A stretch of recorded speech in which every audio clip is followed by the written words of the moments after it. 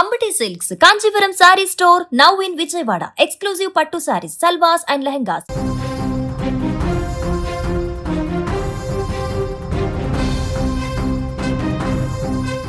కొన్ని వార్తలు వింటుంటే మనుషుల్లో ఇంతటి రాక్షసత్వం దాగుందా అని గుండె తరుక్కుపోతుంటుంది. నిద్రిస్తున్నటువంటి పసివాడిని చూస్తే ఎవరికైనా ముద్దొస్తుంది, కానీ ఆ కసాయి వాళ్లకు మాత్రం కరుణ రాలేదు. 10 ఏళ్ల వయసు, లోకం తెలియని అమాయకత్వం. నానమ్మ ఒడిలో ప్రశాంతంగా నిద్రపోతున్న ఆ బాలుణ్ణి కరుడుగట్టిన నేరస్తుడినని చంపినట్లుగా బండరాలతో కొట్టి చంపారు దుండగులు. కృష్ణా జిల్లాలో జరిగినటువంటి దారుణం ఇప్పుడు ప్రతి ఒక్కరిని కంటతడి పెట్టిస్తోంది. కృష్ణా జిల్లా నందివాడ మండలం పెదలింగాల గ్రామం ఇప్పటిలాగానే ఆ రోజు కూడా చీకటి పడింది. 10 ఏళ్ల బాలాజీ తన నానమ్మ లక్ష్మితో కలిసి నిద్రకు ఉపక్రమించాడు.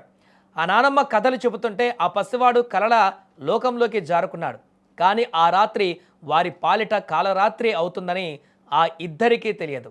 అర్ధరాత్రి దాటాక ఇంట్లోకి చొరబడ్డారు కొందరు దుండగులు. చేతుల్లో సిమెంటు రాళ్ళు, కళ్ళల్లో క్రూరత్వం.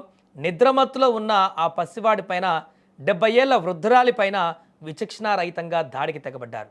ఆ చిన్నారి ఏడుపు ఆ ఇంటి గోడలకే పరిమితమైంది.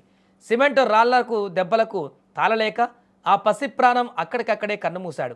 ఇక తన కళ్ళెదుటే మనవడిని రాళ్లతో దాడి చేస్తుంటే ఆ నానమ్మ ప్రాణం ఎంత విలవిలలాడిపోయి ఉంటుంది.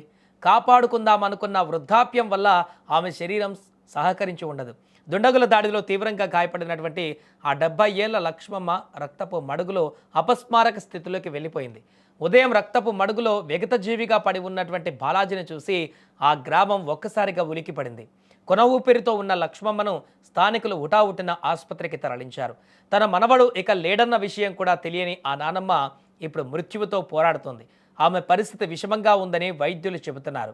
అయితే ఈ దారుణం వెనుక పాత కక్షలు ఏమైనా ఉన్నాయా? 10 ఏళ్ల బాలుడి పైన అంతటి కక్ష ఎవరికి ఉంటుంది? 70 ఏళ్ల వృద్ధురాలని చంపాల్సిన అవసరం ఎవరికి వచ్చింది అనే కోణంలో పోలీసులు దర్యాప్తు చేస్తున్నారు. ఏదేమైనా 10 ఏళ్ల బాలుడి పట్ల నిందితులు ఇంత క్రూరంగా ప్రవర్తించినటువంటి ఈ ఘటన స్థానికంగా కలకలం రేపుతోంది. అమ్మా